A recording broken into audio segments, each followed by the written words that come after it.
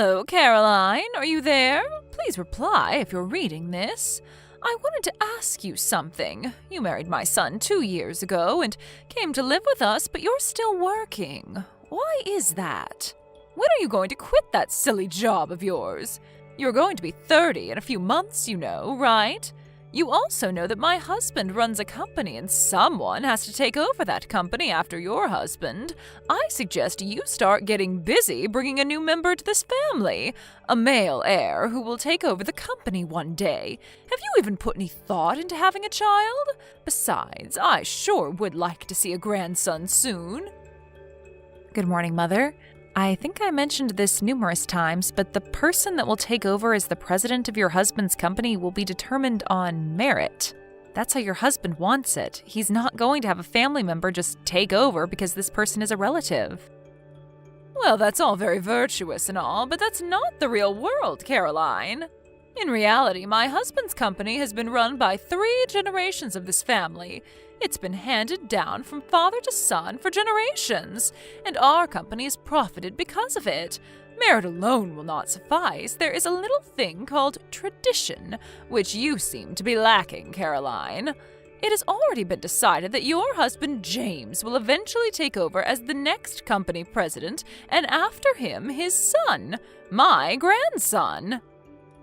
Yes, well, tradition is all very good and all, but times have changed, Mother. I'm not saying it's wrong. If the person taking over is competent, whether that be James or someone else, I'm all for it. Will you stop contradicting me? You always find a way to refute everything I say. My husband has informed me that you are a very competent and reliable employee, but your competence and this issue are completely different. You are in no position to determine company policy. You're just another employee. I suggest you keep your nose out of it. I think that applies to you more than it does to me, don't you think? Pardon me? The person that will be promoted to that position concerns all the employees, and that person's decisions affect us all. You've never in your life worked at your husband's company. It seems obvious that it's you that has no right to decide who becomes the next company president or any other position.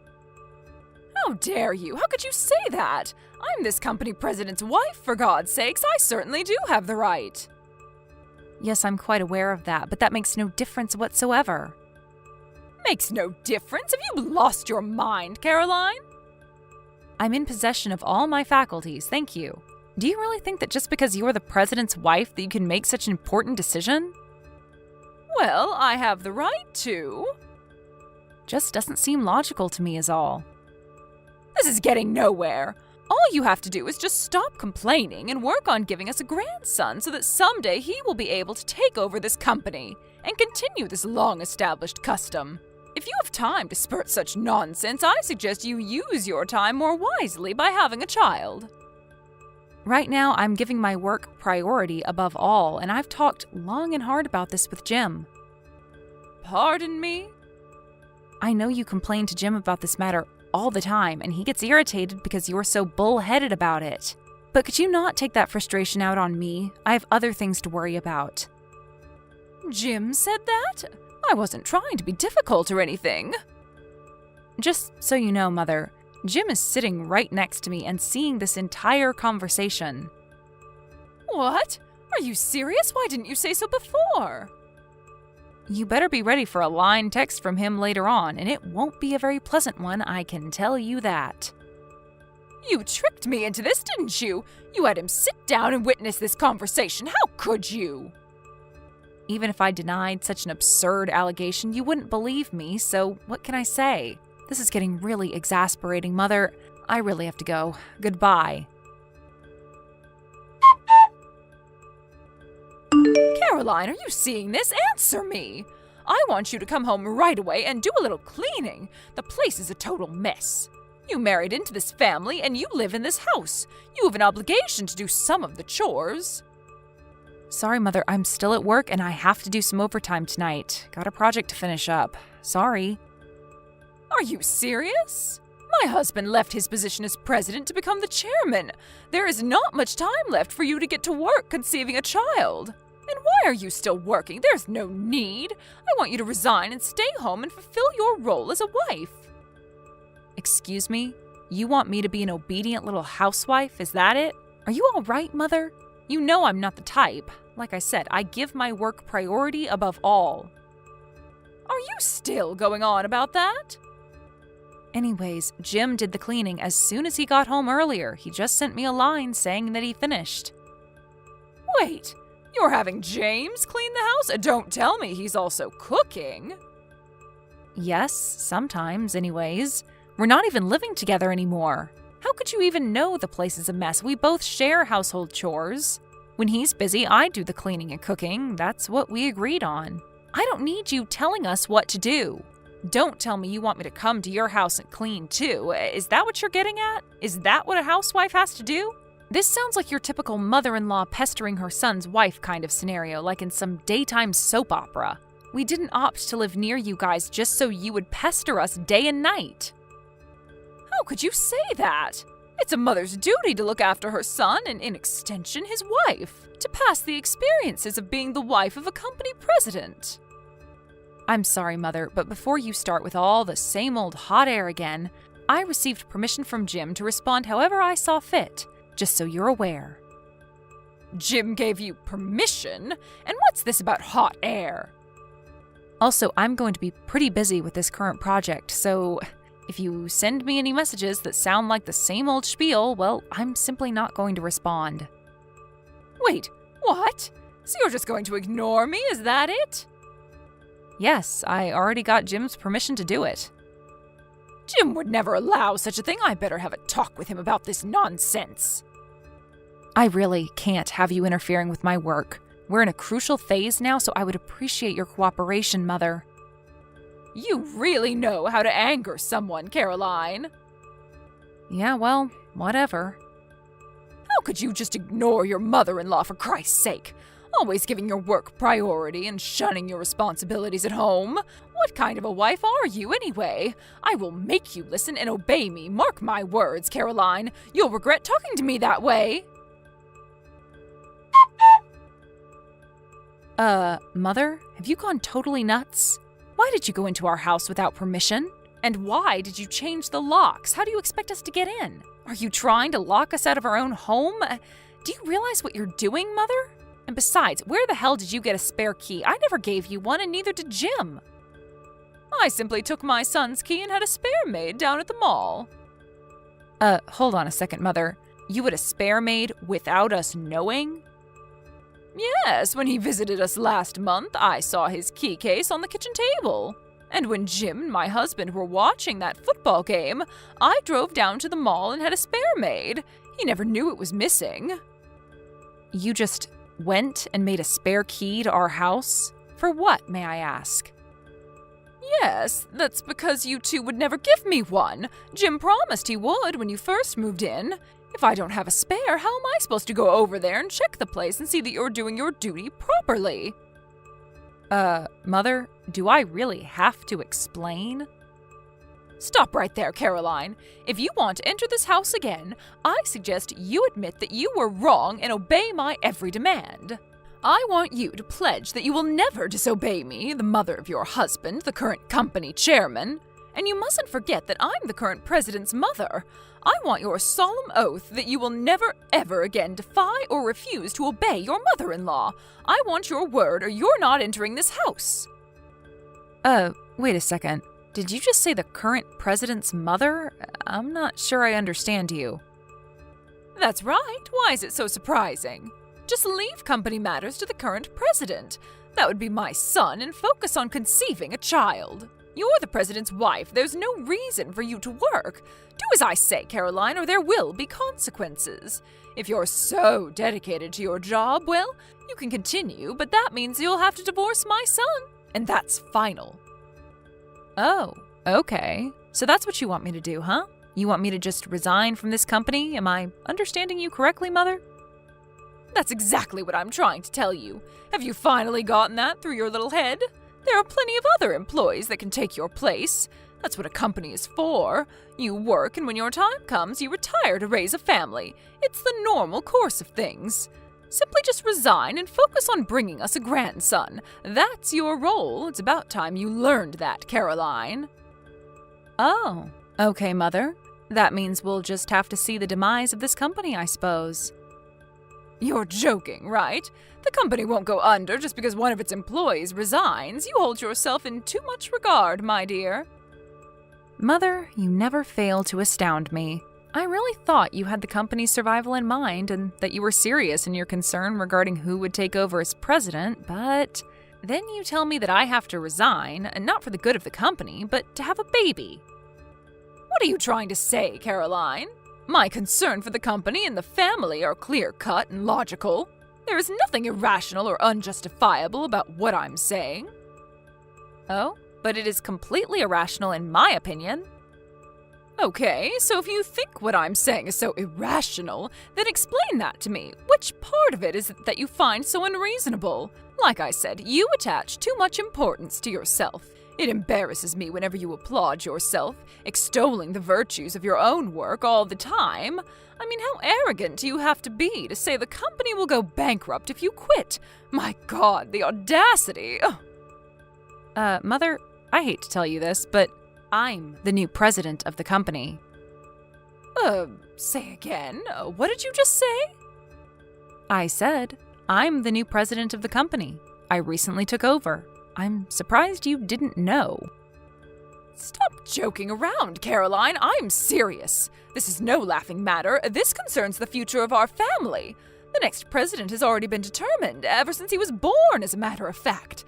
How could he give that position to you, please? Then why don't you ask your husband or contact Jim right now and ask him? They will both tell you the same thing. Or you could even call the office and every employee there will tell you the same thing. This is some kind of prank, right? And what about James? What's James going to do? If he's not president, is he just a regular employee? That can't be. Jim's set to resign by the end of next month. Again, I'm surprised you didn't know. Resign? You're saying he's going to quit the company? Yes, he says he has other objectives, so for now he'll work freelance and see how things go. Freelance? Meaning he's not even going to be employed by a company? Yes, for a while, I guess, after which he says he will eventually start his own company. Start his own company? But why can't he just take over this company? Why would he start his own? Don't tell me you don't even know about that. I thought for sure you would know that. I didn't realize there was such a lack of communication in your family. Jim said that when he went to visit last time, he brought it up several times. He did? I never... He told me that your husband and Jim discussed this possibly years ago. Jim wanted his advice. After all, your husband built his company from scratch. Who better to get advice from, right? Huh? Really? And this was all before Jim and I got married.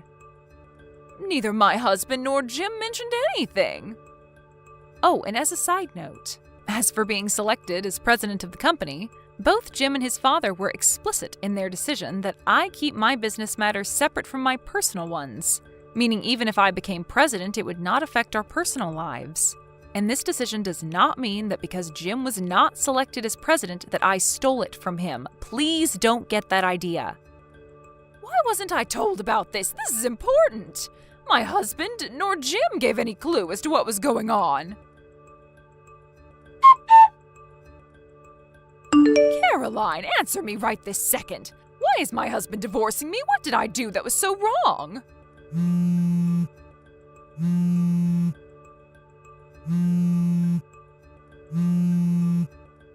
Ever since you arrived, this family has gone totally haywire. You ruined our family, Caroline.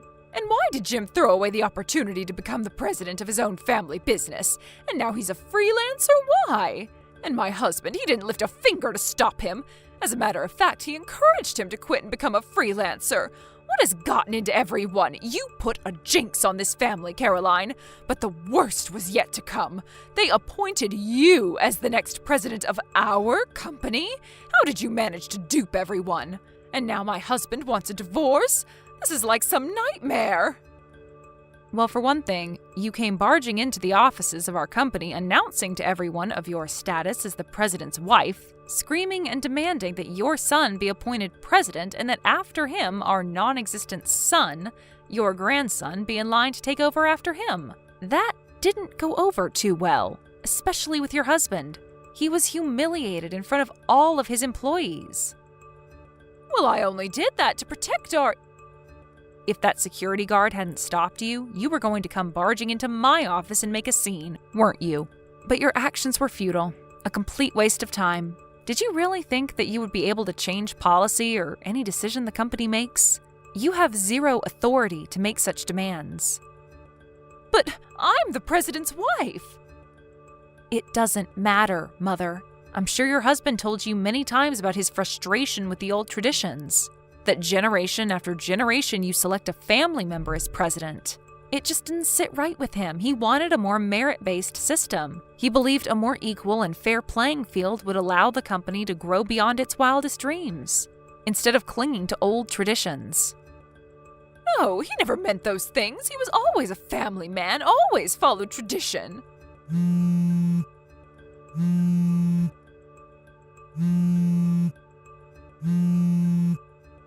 Please, Caroline, talk to my husband and ask him to rescind this silly divorce. He doesn't need to do this. I'll change. Please convince him.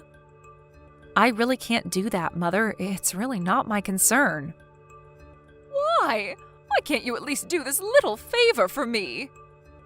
Please, Mother, work it out yourself. I have nothing whatsoever to do with your marriage. It's kind of late. I have to get some sleep. Goodbye. Please, Caroline, help me. Okay, I'll give you my blessing. How's that? I give you my blessing that you become the next president. Will you then help me in return? And about who will take over after you, well, I'll leave that up to you and James. You two can make that final decision. I won't interfere at all. What do you say, Caroline? Please, please convince my husband to think it over. Please. Caroline, are you still there? Please don't cut me off. Please, Caroline, I need your help.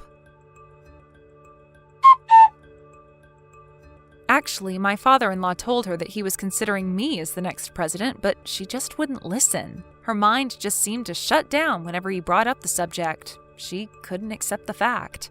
The only thing that was on her mind was that her son was destined to become the next president, and that the wife would have to stay at home and have babies. Eventually, I was appointed as the next president, but that fact never entered my mother-in-law's mind in the slightest. Her son was the only person in the world that would be appointed, and that was that.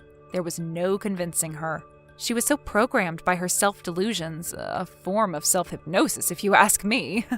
It was probably in that state of mind that made her barge into the office and cause the embarrassing scene in front of all those employees. My father-in-law was so infuriated by the incident that he began to question why he was even married to her, which eventually led him to file for divorce. After the divorce went through, she received a comfortable settlement and returned to her grandparents' home back east. But her spendthrift ways as the president's wife never really waned, and her savings quickly diminished. Her grandparents were worried that she would next target their meager savings and pension and quickly cut ties with her. I heard she was living all alone in some beat-up apartment downtown doing various part-time jobs to make ends meet. Thank you for watching. Please subscribe and hit the like button. See you next time.